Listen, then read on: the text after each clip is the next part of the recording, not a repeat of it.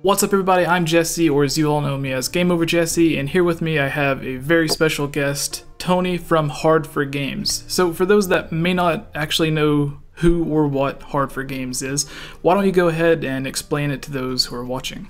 Sure, yeah, I know a lot of people are probably wondering what is Hard4Games and why the hell would they name their channel that?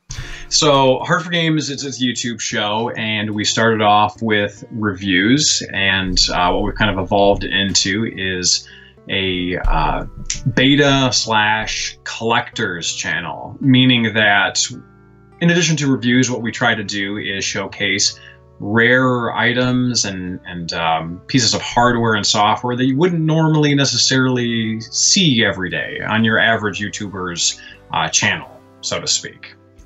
All right, and a lot of the focus that I've seen, or at least one of my favorite videos or types of videos that you upload on your channel, is the Zelda beta quests and some of the 64 disk drive content. Sure, yeah. But just in general, what was some of the main influences in beginning your channel? Because it's been several years now that you guys have been working on this. So what were kind of the origins of the channel? Well, you know, the origins were a lot different than kind of what we are now with the Zelda, and we kind of almost like stumbled across that, I guess. But the actual origins were I had completed college, and I have a film degree, or like a BA with a focus in film, basically. And the film industry had come to Michigan, which is where I live, but it was very gig-based and very, I guess you could say, kind of prejudiced against anyone that wasn't from California. So it's like, if you're not from California, screw you. Like, you're not getting a good position. Like, we're the best, you're the worst. Like, you're just some, you know, Midwestern hick or something. I don't know. But, so work was very slim, and I needed a creative outlet. And, you know, me and Richie and John, the three guys that started Hard4Games, at the time, were just playing a lot of NBA Jam. And, you know, I think John was kind of trying to figure out what he wanted to do in life. Richie had just finished with a bachelor's focusing on voice because he was a music major.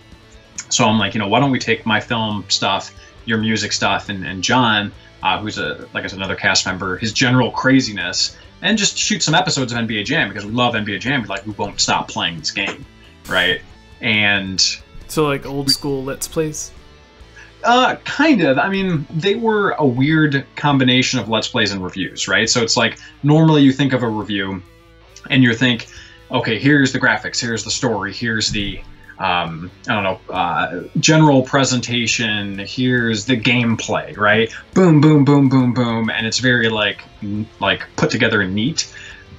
This was kind of before Let's Plays were popular, right? So it wasn't like an hour of us playing, it was a review, but we were reviewing it while we were playing it. So like, imagine a Let's Play that was like much more focused, but less focused than a standard review. Like I guess a high, the way that I would describe, especially for your content now, because it's sort of the same way whenever you go in and talk about some older games.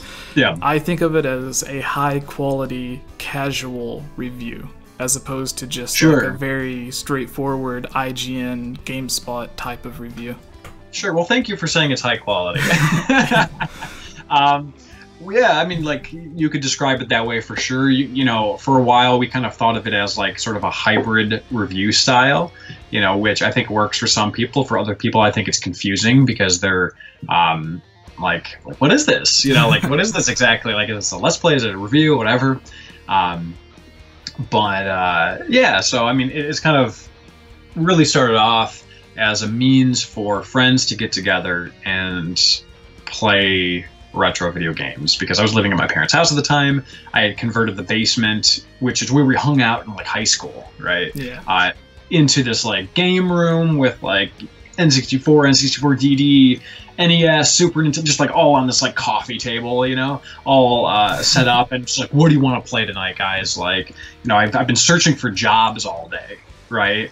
What should we do right now? Like, oh, well, let's play some Jam, let's play some, you know, GoldenEye or whatever. So it was like kind of like this opportunity to be nostalgic, I guess, that kind of turned into a show. Yeah. So it was. It started out and I guess still is, more of a passion project with friends, as opposed to getting the idea in your head, being like, okay, this is what I want to do, this is where I want to be in a year, 2 years, and then having like a... I don't want to say you didn't have a goal in mind, but a lot of people, especially now, they see, oh, other people are really well off doing YouTube videos. Maybe I can do something like that. But for you, this was strictly just a passion project at first. Yeah, at first, definitely. And, you know, as it went on, you know, we definitely took it more seriously, and we're releasing episodes every week, but I don't think it's going to be replacing my full-time job anytime soon. Yeah. You know what I mean? And I think that's awesome that people can do it, you know, for a living, right? I don't see myself being able to do that anytime soon, but it is sort of this weird hybrid of like our reviews are kind of a hybrid, but a weird hybrid of like it's a hobby, but it's more than a hobby. You know what I mean? Yeah. Like it's, you know, it's kind of gone beyond that at this point, I'd say. All right. And when you first began, what were kind of your initial hopes or thoughts that you wanted it to be? Did it start out on YouTube, or was it something else? Because I know a lot of people that have been on YouTube for like 5, 7, 8 years or however long started on other websites and then kind of transitioned over to YouTube. Yeah. Like Cinemassacre with... I forgot his name. Everyone's gonna hate me. The Angry Video Game Nerd started on. He started doing his own stuff and then later moved it all to YouTube. But you guys started with YouTube as the main platform at first? We did, and in terms of like what we thought was going to happen, I assumed as soon as we put our first review up, people would just love it. It'd be 1 million views and done. You know, obviously that didn't happen, but. Yeah, you know, we started on YouTube. We stayed on YouTube for a while. We switched over based on a partnership we had to I think it was, I can't even remember the name. I think it was Blip.tv, and that was kind of a bad idea because it segmented our audience. Yeah. And the only other places that we were on was back then Screw Attack and Game Trailers you could upload video to, right? So eventually Screw Attack and some of these other websites went into like this sort of mode where you could just embed the YouTube videos, but back then you would upload. So we actually built some of our audience base, you know, on the screwattack.com fan base. But for the most part, to answer your question, we've been primarily YouTube. And I think that's the way we want to stay unless there's a drastic change, I'd say. I think YouTube right now is kind of the best option, especially for me. I've been asked by certain websites and stuff to upload videos there and YouTube so they could kind of build up their audience, and then I could get maybe some people who would find my videos on there but wouldn't be finding it on YouTube, since there wasn't as many people, I guess, competing with each other. But with the name of your channel, Hard4Games, how did that really come about? Was that like an idea or thought from you? It sounds like something someone would say as kind of a joke, and then you're like, that's actually really good. Sure, yeah. Well, you know, you can drink Hard4Games, you can play Hard4Games, or you can just be Hard4Games. So that's what I say when I like to soften it a little bit. But basically what happened was that myself, Richie, and John got together and we're like, what are we going to call this show? And John and Richie love those guys, but they didn't give me any suggestions at all. I'm like, what do you want to call it? I don't know. So I created this list, and I actually found the list recently. It was like Marv's Angels. Like Marv Albert was the inspiration for Tim Kitzrow's announcer voice in NBA Jam. So like Charlie's Angels, like Marv's Angels. We had like a Motown sort of thing, like Retrograde and the Megabits would have been a name, kind of like Diana Ross and the Supremes or something like that. And then there's like a bunch of them, and Hard4Games was one of them, which was kind of funny because it would like roll off the tongue and you would almost say it and then realize later what you said. Like, because it just, Hard4Games, you just say it, right? And then it's like, wait a minute. Like, what? You know? So I'm like, why don't we do this? And my girlfriend, now my wife, but my girlfriend at the time was like, don't do that. Don't do that. I'm like, no, I'm going to do it. And then the other guys are like, I don't know. Just totally like, Richie's like, I don't know if that's the greatest idea. And I'm like, well, then what name do you want to choose? And they're like, I don't know.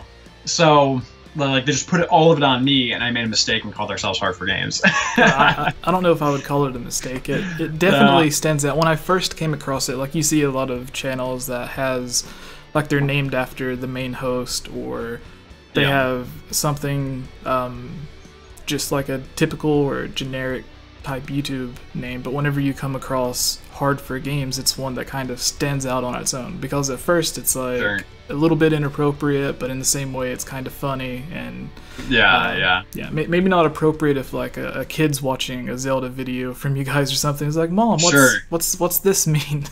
Yeah, exactly. But I mean, ultimately I think I'm happy with the choice. I mean, like you said, it definitely stands out. You know, for a while we're like, you know, I had we have this YouTube manager, and he works for our MCN, our multi-channel network.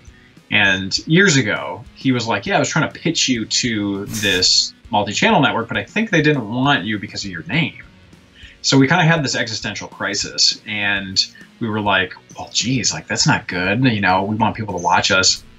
So we switched to H4G reviews for a while, and it was the worst mistake because all it did was confuse our fan base. It was a generic name, you know, H4G. It's like IGN, you know, like it's, you know, IGN produces, you know, clean cut reviews, you know, and news and that kind of stuff. But it's not sterile, but it's like, it's not like wacky either, you know. So we kind of became H4G reviews for a while, and then a couple of years went by, and then the same guy came back to us, and he's like, you just need to own Hard4Games. And I'm like, I thought you said that, like, not to do it. And he's like, yeah, times have changed, just own it. And I'm like, all right, we're Hard4Games. So I think it's just one of those things, you know, you just have to be like, screw it. Yeah. That's who we are now. That's what we've become.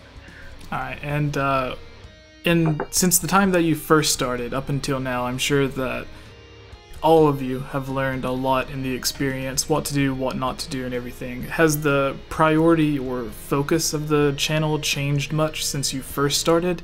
And if you could go back and give yourself some advice in the past, what would you tell them? Would you just tell them, like, continue doing exactly what you're doing, or would you go back and be like, you know, this project or this series that we tried doing wasn't a good idea, just don't do that, skip it? Like, what would you...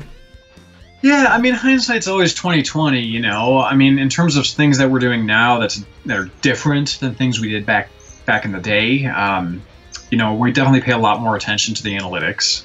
And, you know, over the last couple of years, I've been more in tune. I've been trying to get the other guys, and recently, you know, one of the other team members was like, yeah, people seem to like that. We should probably do more of that. And I'm like, exactly, right? So it's like, you know, there's this balance between, you know, we have like 10 or 11 people who do episodes with us, you know, 10 or 11 hosts, and they all have their own priorities in terms of what makes their retro gaming nostalgia tick, you know what I mean? So, for example, like we have a guy, Dan, amazing guy. His goal with Hard4Games is he wants to come over, pop in an old Genesis game, and just do a review and drink. Like that's what he wants to do. And for me, that's like, all right, let's do it. Let's have fun doing that, you know. Or John, one of the original guys, you know, he has been getting really into like old tech, like PVMs, professional video monitors, like SVHS players, like S-Video VHS players, you know. So it's like get a tiny bit of better quality, but not that much. I should say VCRs, not VHS players. But like, I'm like, why don't we do something on like older retro tech? And he's like, oh yeah, that's a good idea. We should do that, you know. So I think everybody kind of has their own thing and reason why they want to be a part of Hard4Games. So it's like a balance between making sure that everyone's needs are satisfied, but also making sure that the audience is getting what they want, which tends to be the more collectible stuff. Yeah, I mean, that's... I've watched a huge variety of different content that you all put out, but the one that I'll watch almost every single time is if I see something that is sort of going over and overviewing or reviewing an older piece of tech, like the disk drive or some odd console obscure from the past or something. Yeah, that's what I really like to see from your channel. And then the recent video where you and your wife was kind of just playing through the beta of Banjo, I thought that was really cool as well. Yeah, thank you. Our beta quest stuff is always kind of weird and fun to do. But in terms of your question, like, would I go back in time and like advise myself differently? I don't know. I mean, I think like everything's kind of a natural process. I mean, obviously there might have been like choices in episodes, you know, or stylistic things I would have changed, you know, or I would have been like, you know, you can go back in time and like, it's like, what would you do if you went back in time? It's like, oh, I tell myself the lottery numbers, right? It's like, I tell myself what the YouTube analytics were going to, or rather the YouTube algorithm was going to be, you know what I mean? Because it's like, when they switched over from views to watch time, certain people sunk, certain people soared, you know what I mean? So, you know, there's always stuff, but I think that everything we've put out there, we're, you know, I'm pretty proud of. Regardless of whether it's a hit or not. You know, we've had some stuff that was sunk, but whatever. And over the years, have you all ever had like a priority to bring new people on, or to get like an outside opinion or an outside host to come in and join you guys? Or has it been essentially the same group since the very first days? We've been trying to do that more and more to varying levels of success. So one thing that kind of switched my mindset in terms of how our episode should function was in September, I stayed with Metal Jesus Rocks, and he has a very successful YouTube channel, and I've been watching it years before I hung out with him for a weekend. And, you know, one thing that he does on his channel is that he's the primary host and he has like a secondary host. And the reason why the secondary host is there is always because that secondary host has something very specific to offer. So it's kind of a situation where it's like, well, you ever watch like, what is it, Pawn Stars? Yeah. Where like someone brings in an item and they're almost always like, oh, well, I don't entirely know about this, but let me check with my expert. And you're always kind of excited to see what the expert has to say, right? Yeah. So he would bring in people, and they would always have a very specific purpose for being there, and it also would tell the audience, who otherwise would be like, well, where's so-and-so? Where's so-and-so? Like, I only like so-and-so. It would tell them automatically, this person's here, and they have something awesome to show you. Yeah. And so it kind of changes the mindset of the audience a little bit. Yeah. So we've been trying to do that more where it's like, you know, how can we utilize the people we have, right? So I mentioned John with collecting old retro tech. Later today, we're going to be doing a video on that. And the reason why I'm doing it with him is because I don't know shit about that stuff other than what he's told me, right? Or why my wife went to play Banjo, you know, Kazooie with me, because I didn't really ever play that game, but she did. We're doing a Wind Waker episode later on, a beta quest. And for your audience, what a beta quest is taking a look at beta elements, leftover elements in the actual game. So it's like stuff that could have been in the game or whatever, should have, or whatever. So I'm bringing in Lady Pelvic. Actually runs Pelvic Gaming, a really cool gaming channel. I'll have to check them out. Yeah, no, it's just this one woman, one girl. She runs the channel. She's awesome. But I was like, we should like collab on something, and she's like, I want to do a beta quest. I'm like, okay, have you played Wind Waker? And she's like, yes. I'm like, okay, I haven't. Let's go. So it's stuff like that, I guess you could say. That's a very long-winded answer to your question. I'm sorry. You might have to chop that up in editing. It's fine. What's up, everybody? Game Over Jesse here, and if you enjoyed this video and are into awesome, nerdy, geeky content like we are, consider subscribing to Geek Fuel, a monthly subscription box that is guaranteed to have over $50 worth of great stuff in every box. You'll receive an exclusive shirt, games, collectibles, and other geek-related greatness. Use the link geekfuel.com/GameOverJesse to not only get $3 off of your subscription, but to help out our channel as well, which means more time to work on more videos for you guys. I want to thank you all for watching this video and welcome to the End Slate. If you're a fan of these videos, please subscribe and comment below to let me know your thoughts. If you would like to support this channel, please consider supporting on Patreon, where you can watch videos like this early and help me create longer videos like the top 10 best and worst of Ocarina of Time, Breath of the Wild, and the top 5 official Zelda games that have either been cancelled or just went unreleased. Finally, a huge thank you to this month's supporters: George Says Hi, Link Uses the Triforce, Transcendent Sacred Courage, Glenn Cassio, Prey Warrior, Victopedia, Rusty Caulfield, Robert W., Amanda Pina, Lunarium, Chris Gasparin, Harris Priest, Lovable Christie, Key of Time 15, Jerome Measure, Daryl Quinnen, Furzin 16, Kadron, Magic Tech Review, and The Itch Network.